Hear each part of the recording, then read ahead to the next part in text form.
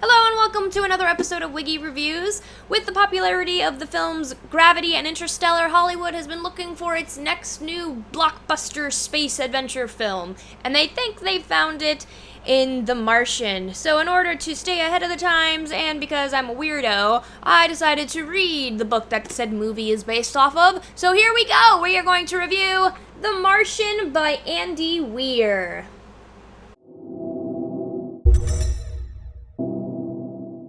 So before I start reviewing the book, I should probably get into a little background of Andy Weir's story. Andy Weir, the author, actually began publishing The Martian as a serial online. And if that sounds familiar, it should sound very similar to how another little review I did sounded.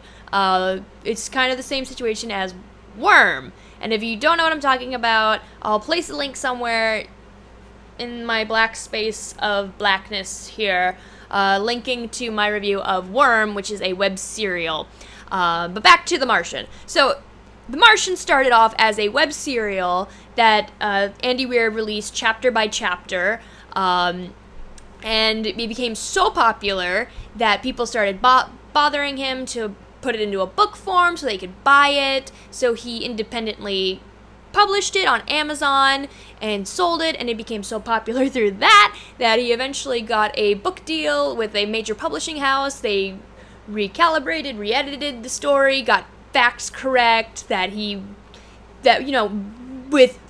facts corrected by people who know what they're talking about, NASA folk and all that, and scientists. And then it became a New York Times bestseller and is now being made into a movie with Matt Damon. So it's kind of a good example of how independent publishing can actually lead to success, or how these web serials that people are doing can eventually lead to better opportunities for authors. Now, the story of The Martian is pretty simple on the surface. There's a group of astronauts who are on Mars. Disaster strikes, they have to evacuate Mars. One of them gets left behind accidentally. His crewmates thinking he died, and now he has to try to figure out a way to survive on Mars until he can either communicate with NASA to let them know he's still alive, or until he runs out of resources. So it's a very basic survival kind of story, castaway situation in space. Our hero is Mark Watney, who was the botanist, the plant expert on the mission, who also kind of doubled as an engineer. He learned how to he already knew a little bit of engineering, but he got more training in it so that he could help on the mission besides just knowing plants, because everyone on a NASA mission has to have multiple roles, just in case someone is compromised and that kind of stuff. So, first off, the story opens up with Mark Watney realizing he's been left behind on Mars. There was a sandstorm. As the group was evacuating, heading towards their evacuation pod to shoot them up into space off of Mars planet, he is hit by, if I remember correctly, it was a giant pole that apparently, to his crewmates' eyes, skewered him, but he's luckily survived with very little damage, and he was able to make it back to their home on Mars, I believe it's called the HAB, H-A-B. I'm sure it stands for something, but I cannot remember, and science words and blah, blah, blah. He is able to make it back. He kind of realizes the situation, and he makes a decision that he's not just going to sit there and wait until his food and oxygen run out. He's actually going to try to survive as long as he can. He can't communicate with his crewmates up in space. He can't communicate with NASA because all the communication was either left with the crewmates on their MAV, which was the ship that took them back into orbit around Mars to get to the kind of ship that was orbiting Mars, and the only other form of communication was destroyed during the storm that caused the evacuation. So the overall story is basically Mark Watney trying to figure out how to survive.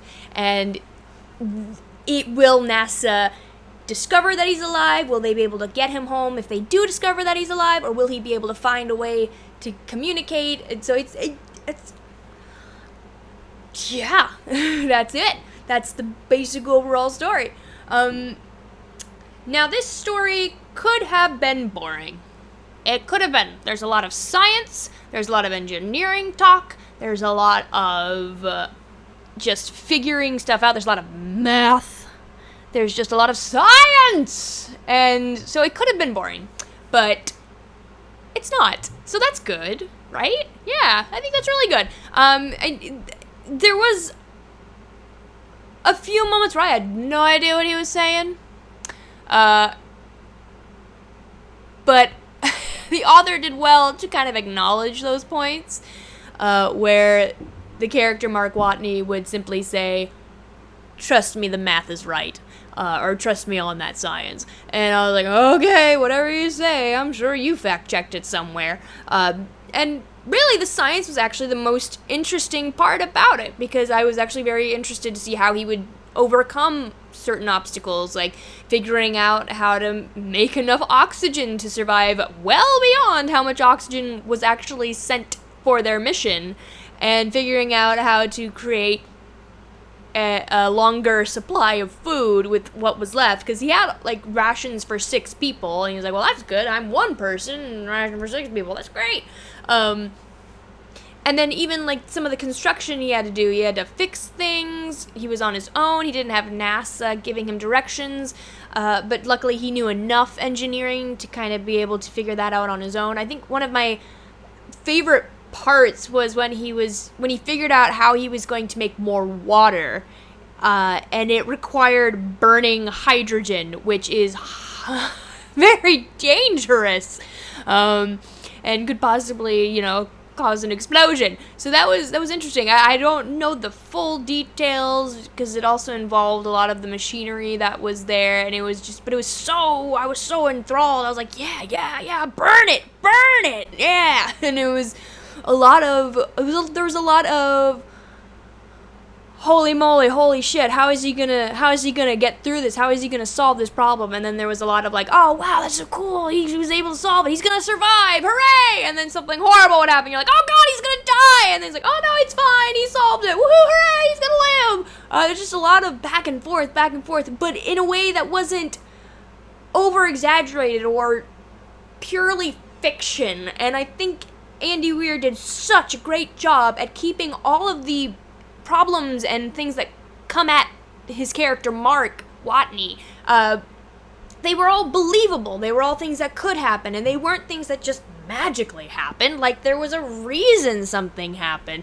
Like, something that he did caused something to happen that was bad. It was cause and effect, and it was the pure, like, it was something that logically would happen. It wasn't suddenly asteroid came and destroyed half of the hab and now he's living in half of a hab. It was nothing like that. It was all basic, like, he turned this knob and he forgot to turn it back and now this thing happened. It was that wasn't something that happened, but like, it was those kinds of things. Like, it was cause and effect. It wasn't just this is just gonna suddenly implode or whatever. Like, there's a reason for something to happen. And there's so much that happens to him, you're just like, God, this guy can't catch a break. But then you realize that, really, this story is being told over such a long period of time, but Andy Weir writes it in such a way that it just passes by so quickly. And I think that was... And it's odd, because I kind of liked it, but I kind of hated it. Like, overall, he's there for, I think... I don't know if they give exact days, but, like, it takes place over hundreds and hundreds of days, aka years, a couple of years, or however long the story takes, and the whole time it just feels like it's all happening really quickly. Like, it feels like it's taking place over 1 year. No, it doesn't. It actually feels like it's taking place over a month, just by how quickly the reading goes. But then at each chapter head, well, not each chapter, but each little log entry that Mark Watney does, it shows how many days it is. And then you're like, suddenly your brain processes like, wait a minute, we're on Soul 74 or whatever number. And you're just like, what? It's been 74 days since you've been left behind?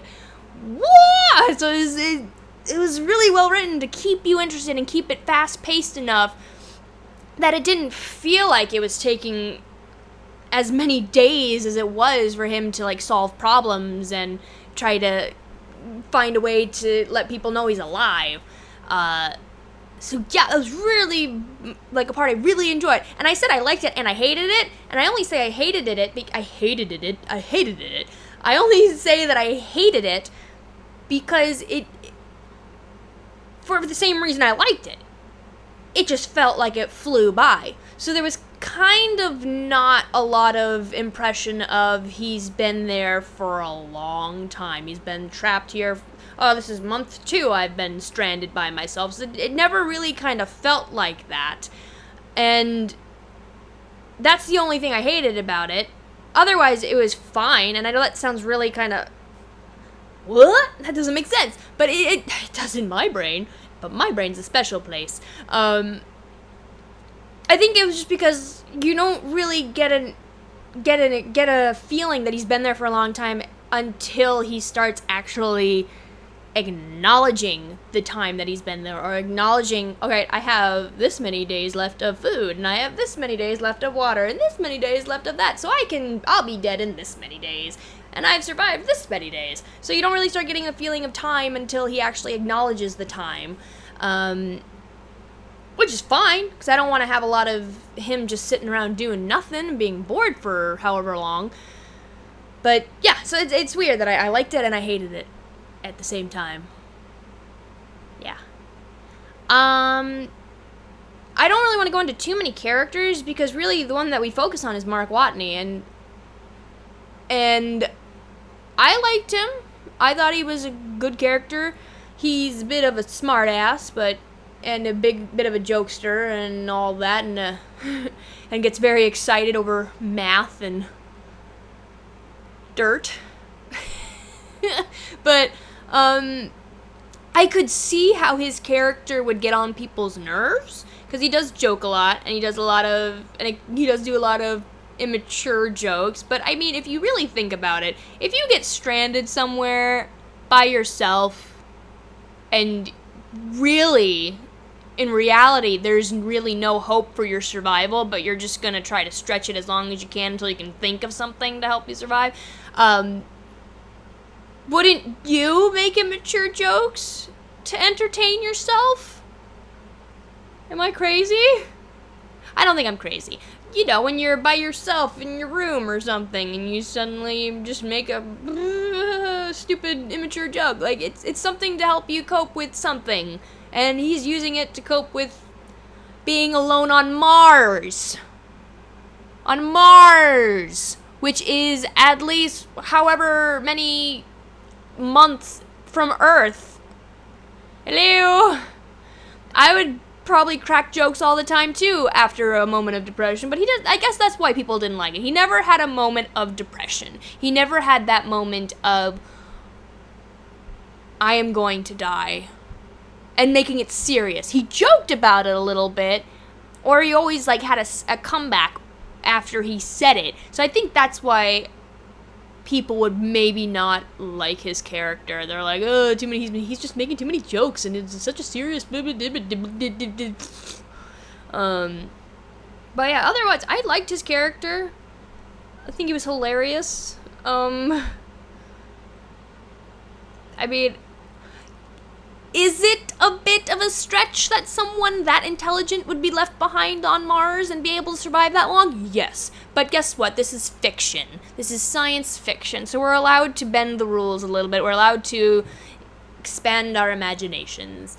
The writing style, I enjoyed. Most of it is done from Mark Watney's point of view. It's his logs that he's typing into a computer. Obviously, for the movie, I believe they have him speaking into a camera, which would make more sense for a movie, but whatever. I'm getting off track. So it's mostly him doing his little logs, talking like, I don't know, I'm just writing this in case I do die and they come back for my records and blah, blah, blah, blah, blah, blah. But there are instances where we cut to NASA, and that goes into third person. So it's not from someone's point of view, it's from third person, third point of view. And we go back and we hear about NASA discovering that, oh my god, we left someone behind, holy shit!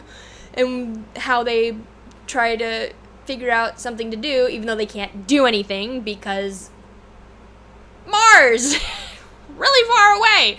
It's like, so, and those were interspersed, I think, very well into the story, when we had most of it at the beginning is all Mark, and then we suddenly start getting interspersed of third person from other characters and NASA and other places. So there are points where it cuts into a third person from people back on Earth, and those were integrated well, and they were written well.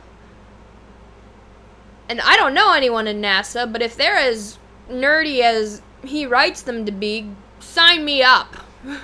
I think it would be entertaining to just sit in at NASA and listen to these guys talk if they're all like this, because that'd be great. But again, fiction, based in truth. Probably. I don't know. I don't know anybody in NASA. So yeah, that's really all I can say about it. I really wanted to read the book before I saw the movie, because the movie looks really good. And so I'm curious to do compare and contrast of the book and the movie. Would I do that here? Probably not, because this is all about books and about reviewing books.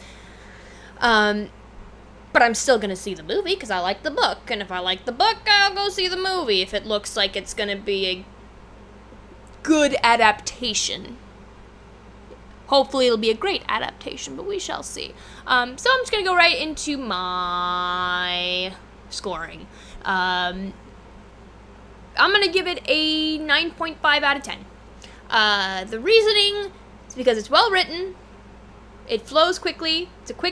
Well, it's not a quick read, but it keeps you engaged, even when it goes into the science talk and all the survival jibber jabber.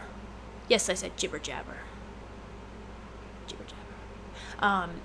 I take the 0.5 off simply because of the overall super positiveness of Mark Watney, and I think the story would have done well to have explored, even just for like one little paragraph, him having that moment of slight depression and realization of, I am going to die, and no one will ever find my body for years because it takes forever to travel to Mars, and then not cracking a joke about it.